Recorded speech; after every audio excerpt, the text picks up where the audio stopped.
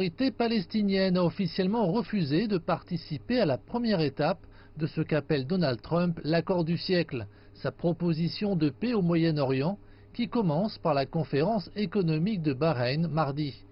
La position officielle palestinienne rejetant la conférence qui rassemblera des représentants de gouvernements, de la société civile et des hommes d'affaires d'un nombre inconnu de pays était attendue. Mais l'élément qui a surpris, c'est le refus des entreprises palestiniennes de participer à la conférence. Nous ne faisons pas partie de ce jeu politique, notre peuple et nos entreprises n'y prendront pas non plus part. Les États-Unis d'Amérique, qui sont derrière cette conférence, sont le même gouvernement qui nous assiège avec Israël. Toute l'aide américaine à notre peuple s'est arrêtée il y a plusieurs mois et maintenant ils veulent parler de fonds et de projets. Il s'agit d'essayer d'acheter nos droits et ils ne seront jamais à vendre.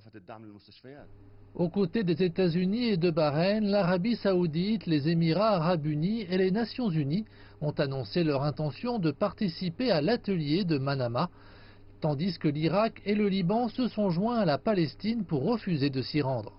Les responsables palestiniens ont exprimé leur déception face à la décision de certains pays arabes, dont la Jordanie, l'Égypte et le Maroc, d'assister à la conférence. Nous appelons les pays arabes à ne pas participer à cet atelier économique qui vise à conclure l'accord du siècle pour liquider la cause palestinienne et se consacrer à la soi-disant paix économique plutôt qu'à une solution politique supposée fondée sur des résolutions légitimes. Toute participation arabe est une contribution à l'affaire du siècle. Par ailleurs, le Hamas a dénoncé la conférence et la voit comme un moyen de faciliter la normalisation arabe avec Israël.